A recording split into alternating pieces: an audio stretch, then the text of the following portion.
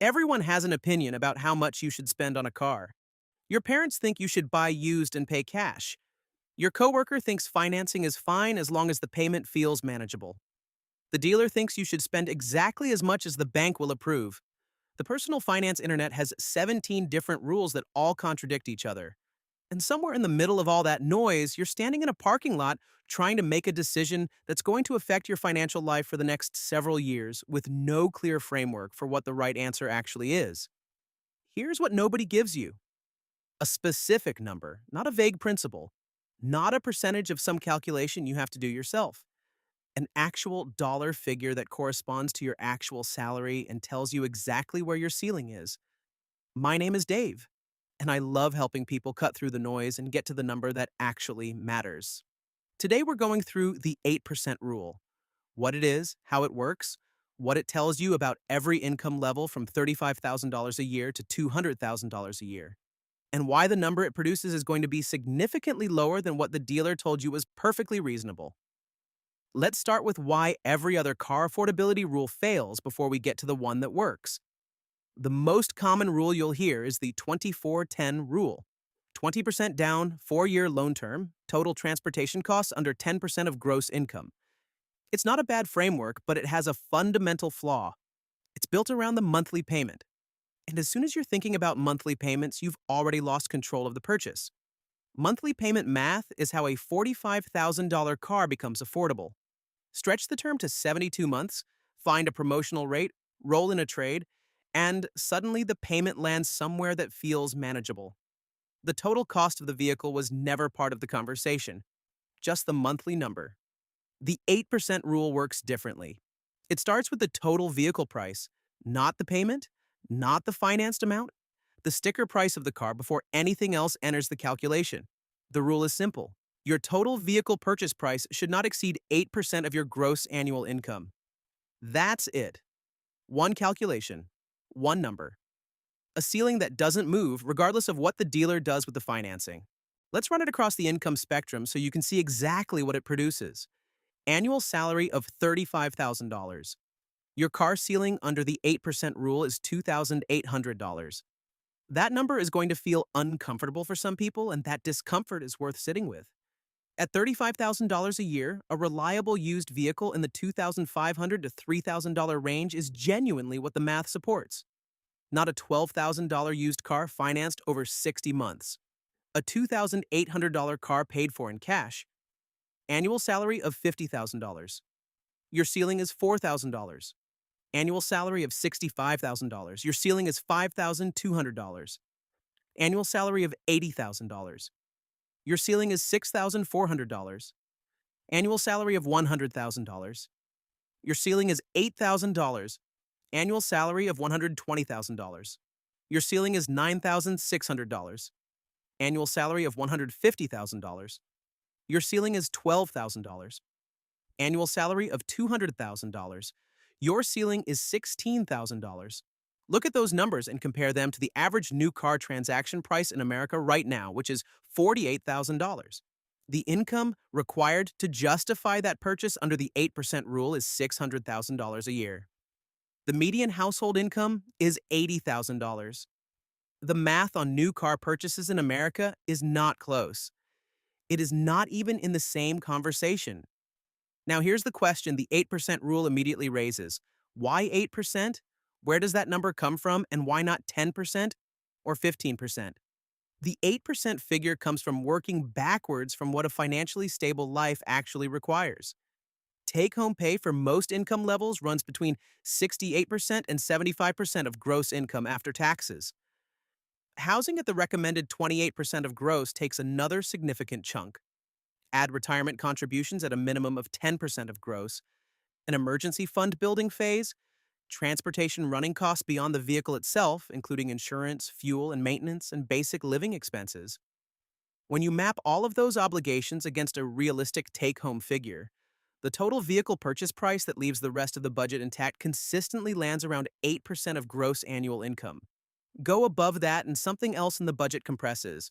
Usually retirement contributions. Usually the emergency fund, usually both. The 8% rule isn't arbitrary. It's what the full budget picture produces when you work backwards from financial stability rather than forwards from what feels affordable at the dealership.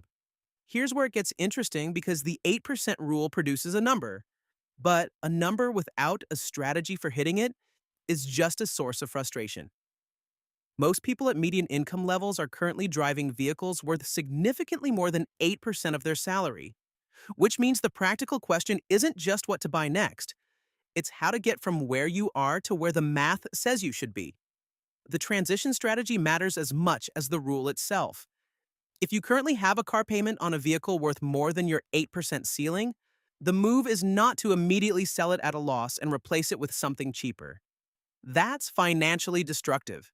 The move is to hold the current vehicle until the loan is paid off, skip the upgrade cycle entirely, and replace it at end of life with something inside your ceiling paid in cash or on the shortest possible loan term.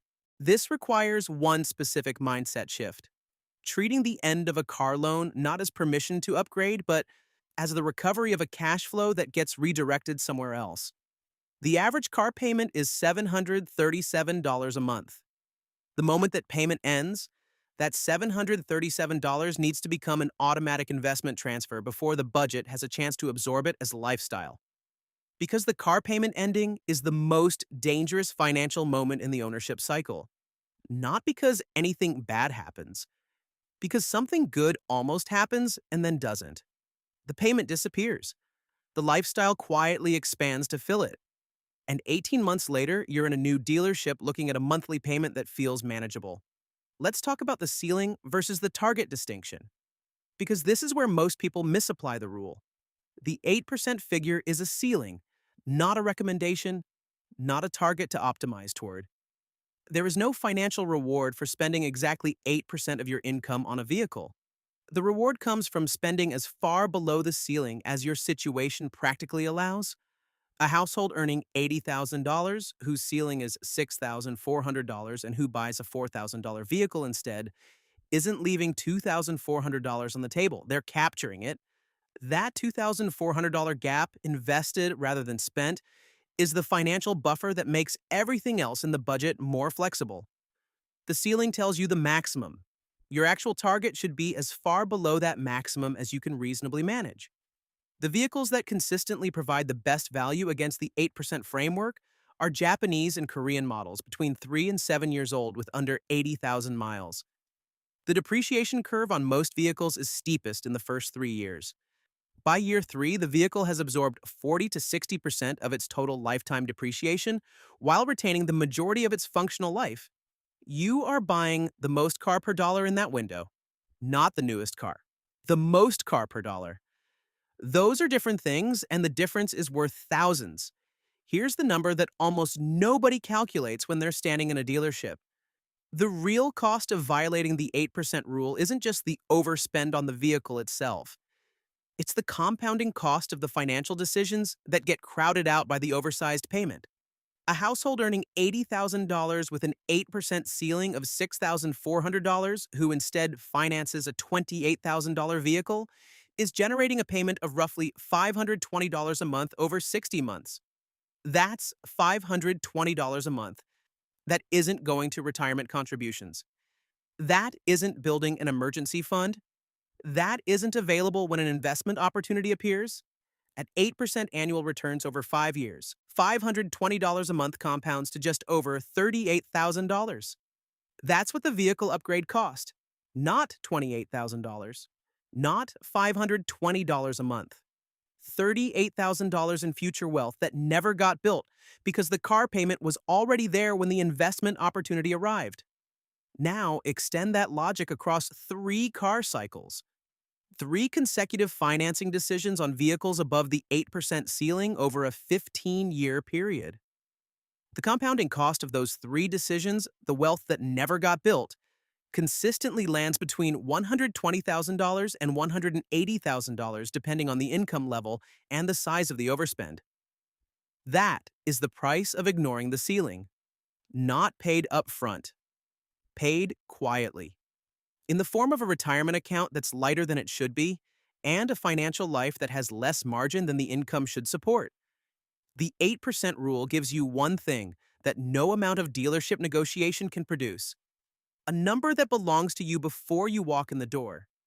Not the bank's number, not the dealer's number, not the number that makes the payment feel manageable.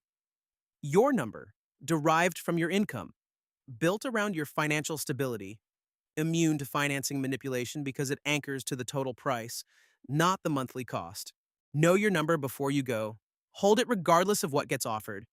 And when the salesperson asks what monthly payment you're comfortable with, the answer is a total vehicle price, not a monthly figure. Because the person who walks in with a total price ceiling wins a fundamentally different negotiation than the person who walks in with a monthly payment comfort zone. One of them is negotiating the thing that matters. The other one is negotiating the thing the dealer wants them to negotiate. The 8% rule makes sure you're always the first one.